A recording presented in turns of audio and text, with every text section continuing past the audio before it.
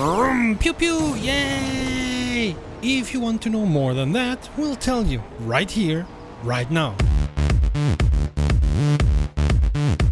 Greetings Romies and welcome to RomRom.net, the channel sharing the joy of sim racing. Welcome to the channel, thanks for stopping by. My name is Serta and I will be your host for this video. When time permits, please consider subscribing. If you were like me in your childhood, and I'm sorry for you if you were, you played all kind of races with the toy cars you got.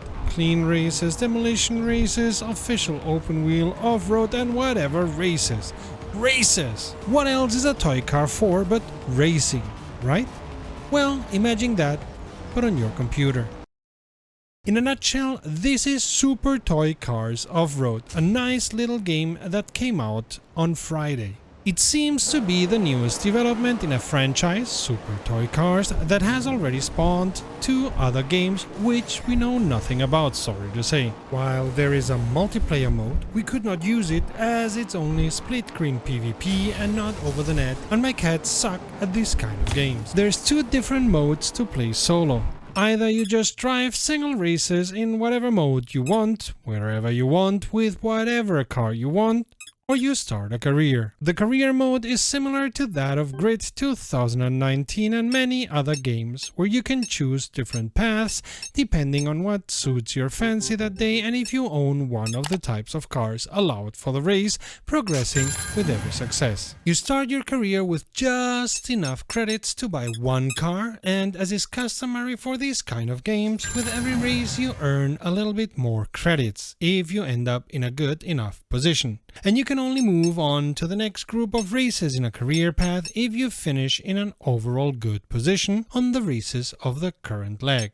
Most legs are comprised of 2 races, but at the end of the career path you'll encounter some with 3 races. Every career path is long enough and the tracks varied enough, each with its own difficulty and special places to have more than enough fun. The graphics are well done and you always drive at the level of toy cars, which means encounters with cans, clams and rocks that can be your doom if you don't avoid them, as your car takes damage, or can help you if you have the right power-up. Yes, power-up. At specific points of the track you can collect power-ups, allowing you to become fully repaired, send bombs to your opponent, drive faster or collect an object on the track like a can or a rock or even an 8-ball and hurl them against your opponents.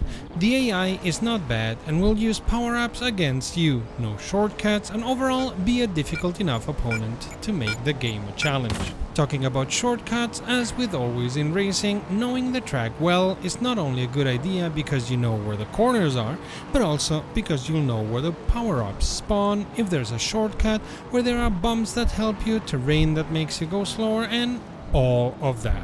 The sounds are okay, nothing to write home about, but not bad, and the racing is fluid and fun. You can either use a controller or your keyboard to drive around. Some vehicles sound better than others though. For example, the sound of the ATV is very obnoxious, but most of the other cars sound good. If you like this video and would like to see more, consider becoming a patron, thus letting us spread our wings. Among other perks, it will fix your name for posterity like this. A big thank you to our patrons. This is a cute little racing game with power-ups and multiplayer 1 versus 1 that can fill the time in between 2 races. You will have fun racing, and we suppose, especially in multiplayer mode, power-upping against each other.